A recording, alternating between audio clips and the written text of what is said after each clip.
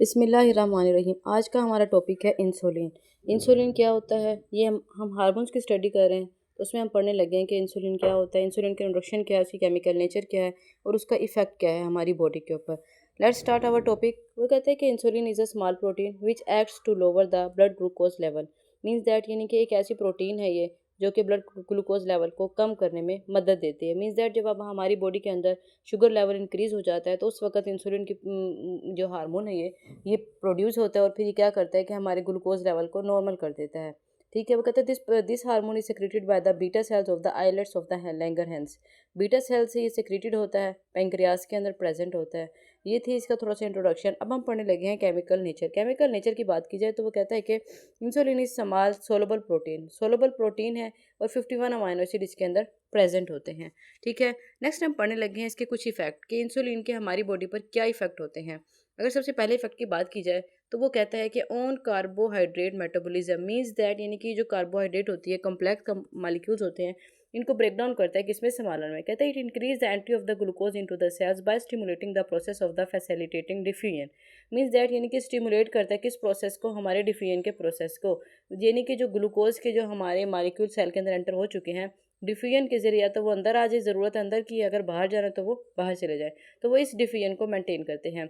Specially in muscles में, adipose tissues के अंदर, हार्ट के अंदर, स्मूथ मसल्स में of the uterus by activating glucokinase. Okay, but on the other hand insulin does not facilitate glucose entry into the brain and the red blood cell. यानी कि एक और बात वो कह रहा है कि इसके अलावा जो इंसुलिन होती है उनको फैसिलिटेट नहीं करती किन सेल्स के, जो वो उस ग्लूकोज को जो कि ब्रेन में या हमारे रेड ब्लड सेल्स में प्रेजेंट होती है। मीन्स दैट यानी कि अगर हमारे खून में एक बार ग्लूकोज चली गई तो फिर उसको मिनिमाइज नहीं किया जा सकता। हाँ, अगर हमारी बॉडी में है तो उसको मिनिमाइज किया जा सकता है।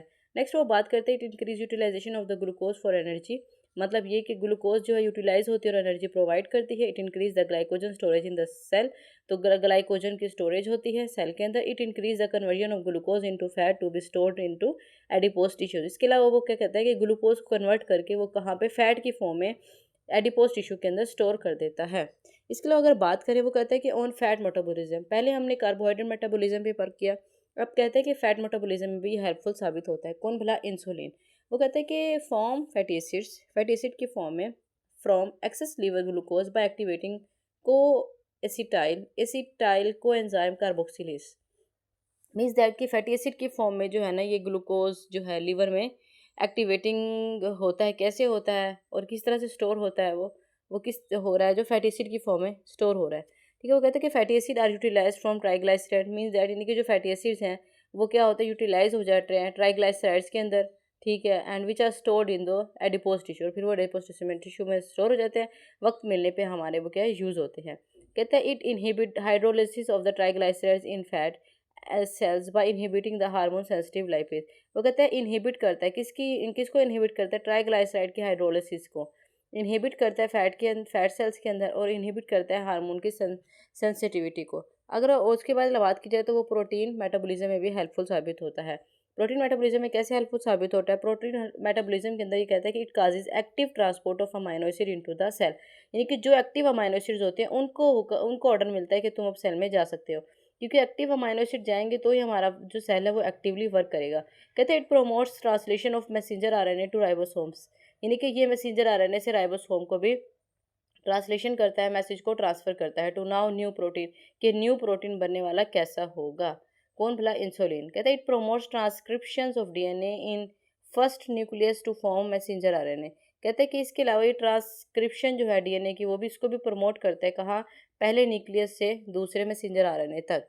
कहता है इनहिबिट द प्रोटीन कैटाबॉलिज्म, और प्रोटीन की कैटाबॉलिज्म को ये इनहिबिट करता है कैटाबोलाइट होने में। It inhibit the glucogenesis from amino acid. और इसके अलावा ये ग्लूकोजेनेसिस को भी इनहिबिट करता है। अगर ऑन ग्रोथ बात की जाए तो, अगर ग्रोथ पे बात की जाए तो इंसुलिन का ग्रोथ पे भी बहुत ज़्यादा इफेक्ट है। कहते हैं कि on growth is essential for growth. Insulin वाकई कि हमारी ग्रोथ के लिए बहुत ज़्यादा असेंशियल होता है, as it increase the protein formation, और ये हमारी प्रोटीन को फॉर्म करने में हेल्पफुल साबित होता है। नेक्स्ट हमारा है हार्मोन्स टेस्टोस्टेरोन। टेस्टोस्टेरोन की जैसे कि हमने बात की हुई है कि ये हमारी जो टेस्टिस में से प्रोड्यूस होता है, ठीक है, ये मेल का सेकेंडरी हार्मोनल करेक्टरिस्टिक्स को कंट्रोल करता है। हम स्टार्ट करते हैं अपना सबसे पहले, तो सबसे पहले हम इसका इंट्रोडक्शन देखते हैं। इंट्रोडक्शन में कहते हैं this is a principal hormone of testis which consist of the 19 carbon atom. Means that इसके अंदर टोटल अगर कार्बन हम देखे कैलकुलेट करके तो टोटल 19 कार्बन प्रेजेंट होती हैं।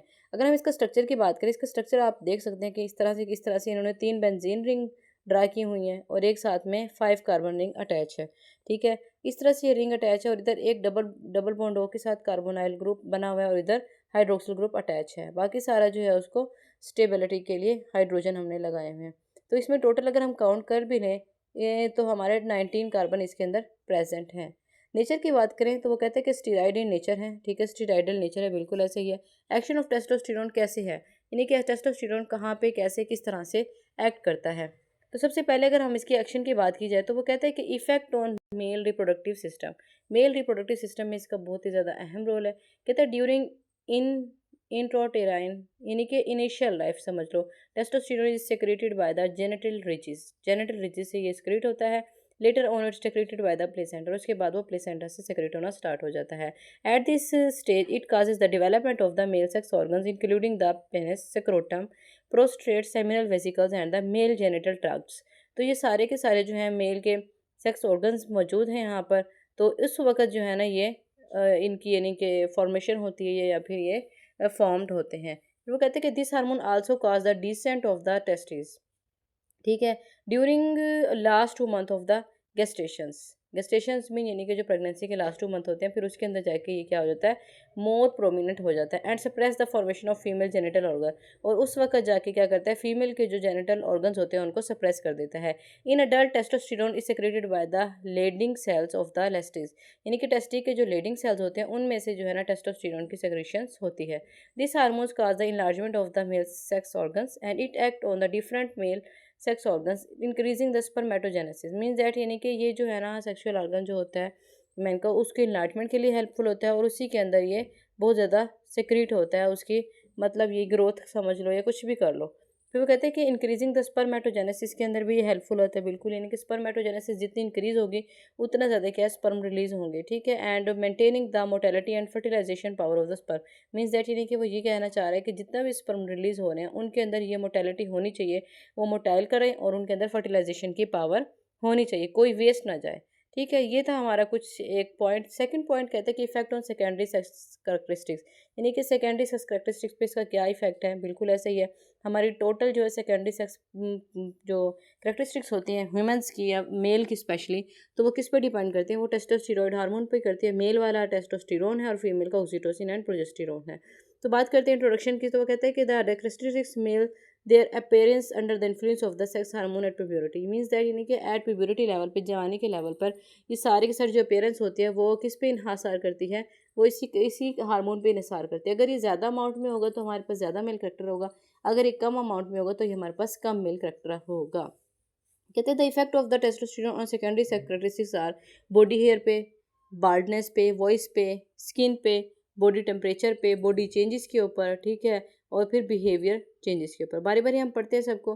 सबसे पहले बात करता है वो बॉडी हेयर की। बॉडी हेयर में क्या कहता है कि increase growth of the hair on the face, बिल्कुल, ब्रेड हो गया जिसे बेयर्ड बोलते हैं, इसे मोन्स्टेचेस बोलते हैं, चेस्ट होता है, एक्जीला हो गया, प्यूबिस हो गया।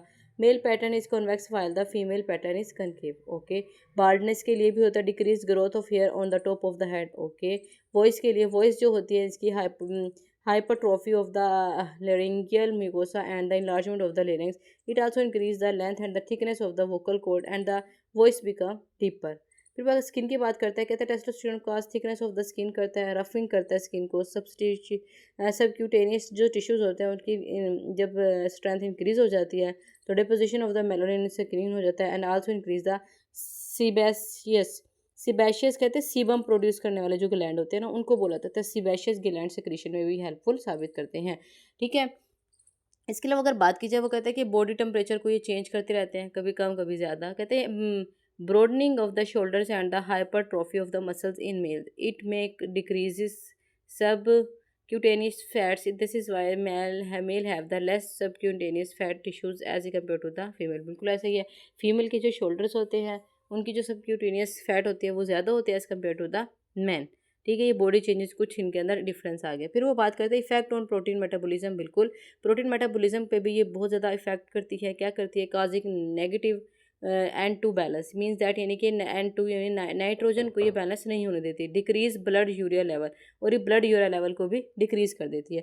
अगर मजीद बात करें, वो कहता है कि effect on the central nervous system. Central nervous system पे भी इसका बहुत इफेक्ट है। Increase the libido by directly acting on the central nervous system. Okay, effect on the bone बात की जाए, बिल्कुल ऐसे ये बोन पे भी इसका इफेक्ट होगा। कैसे होता है? वो कहते हैं increase the thickness of the bone, bones की थिकनेस को इंक्रीज किया जा रहा है। Increase the total quantity of the bone matrix, ठीक है। Increase the deposition of calcium salts into the bone means that, यानी कि कैल्शियम साल्ट की डिपोजिशन को भी इंक्रीज करता है। Narrowing the length of the male pelvis outlet, बिल्कुल जो मेल का पेल्विस होता है उसके आउटलेट को नैरो कर देता है। Increase the length of the male pelvis and make it the funnel shape. Okay, increase the strength of the pelvis and make it the strong, यानी कि पेल्विस को ये स्ट्रेंथ प्रोवाइड करता है और स्ट्रॉन्ग बनाता है। इफेक्ट ऑन द बॉडी की बात की जाए, effect of the body length में भी बिल्कुल ये इफेक्ट करता है। If testosterone is secreted in excess amount, it decreases the length of the body due to the fat early fusion of the epiphysis। बिल्कुल ऐसा ही है। अर्ली स्टेजेस में अगर टेस्टोस्टेरोन की ज़्यादा सेक्रेशन हो जाती है तो फिर क्या होता है कि इस ज़्यादा सेक्रेशन होने की वजह से जो लेंथ है ऑफ द बॉडी वो इंक्रीज़ हो जाती है, और एपिफाइमस जो होते हैं वो भी फियन होना शुरू हो जाते हैं। इफेक्ट ऑन द बीएमआर पे इसका क्या इफेक्ट करता है? It increase the BMR 12 to 16% due to the increase protein formation, क्योंकि प्रोटीन फॉर्मेशन ज़्यादा होती है इसलिए जो है ना बीआर की कंसनट्रेशन भी ज़्यादा हो जाती है। इसके लिए अगर बात की जाए कि रेड ब्लड सेल्स के ऊपर क्या इफेक्ट पड़ता है इसका, तो वो कहता है testosterone increase the number of the red blood cells. However this difference may be due to the increased metabolic rate following testosterone administrations rather than to the direct effect of the testosterone on the red blood cells, यानी कि red blood sales की production पे directly effect करती है। ठीक है, यानी कि बिल्कुल डायरेक्ट जाके जो इसका टारगेट होता है वो क्या होता है? रेड ब्लड सेल्स की नंबर को इंक्रीज करना।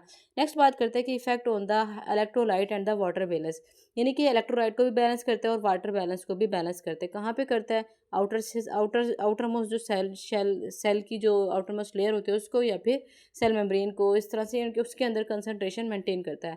Testosterone can increase the reabsorption of the sodium, बिल्कुल, and water into the distal tubules of the kidney and this effect of testosterone of the minor degree. तो ये बात है हमारी यहाँ पे ख़त्म होती है। हमने टेस्टोस्टेरोन के बारे में पढ़ा, ये एक्चुअल में होता क्या है और इसके क्या बेसिक्स रोल हैं। ठीक है, इसके इफेक्ट क्या हैं? ये इफेक्ट हैं। इसी तरह की वीडियोस जानने के लिए लाइक करें, कमेंट करें, सब्सक्राइब करें। नेक्स्ट लेक्चर इंशाल्लाह हम कर लेंगे। अल्लाह हाफिज़।